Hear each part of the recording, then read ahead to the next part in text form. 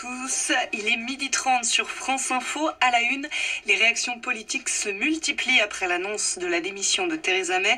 La chancelière allemande Angela Merkel respecte la décision de son homologue britannique.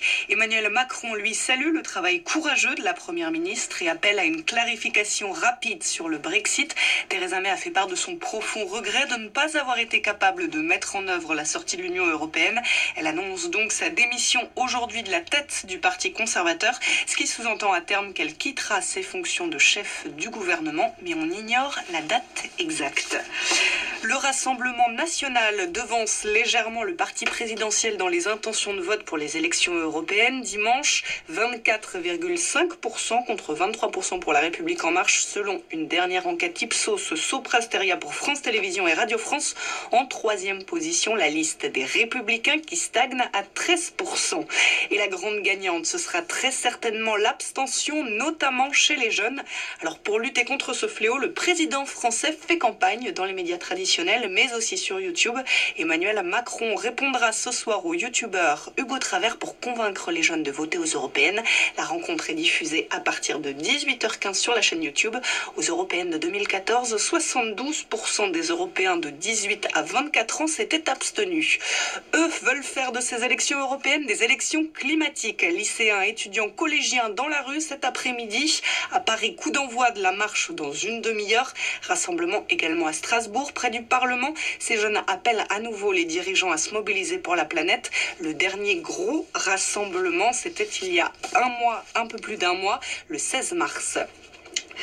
En Seine-Saint-Denis, des peines de 3 à 11 ans de prison ferme à l'encontre des 11 hommes jugés pour des viols collectifs, des faits qui remontent à 2016. Cela s'était passé dans une cave de Noisy-le-Sec en Seine-Saint-Denis.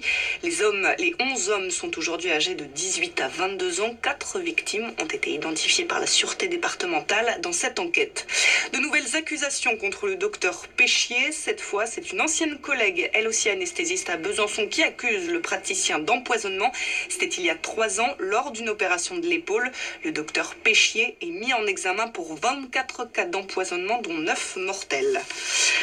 Les pompiers ont patrouillé jusqu'à l'aube pour être sûrs que l'incendie était bien éteint dans un hôtel 5 étoiles de la station de ski de Megève. Un incendie qui a débuté hier, en milieu d'après-midi.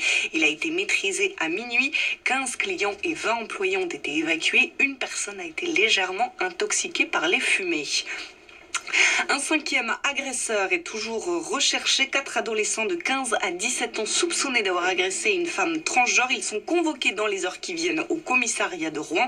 Les faits remontent à mardi. Les 4 jeunes ont été interpellés après des insultes et des gestes violents envers la femme trans et le camarade qui l'accompagnait. Une première historique en Asie. L'île de Taïwan a célébré ses premiers mariages entre personnes de même sexe ce matin, après 3 ans de lutte pour obtenir cette avancée. L'appel de la Fédération française de l'orthodontie sur France Info ce matin, les traumatismes dentaires chez les enfants augmentent dangereusement. En cause, les accidents de trottinettes de plus en plus nombreux, plus 23% en un an.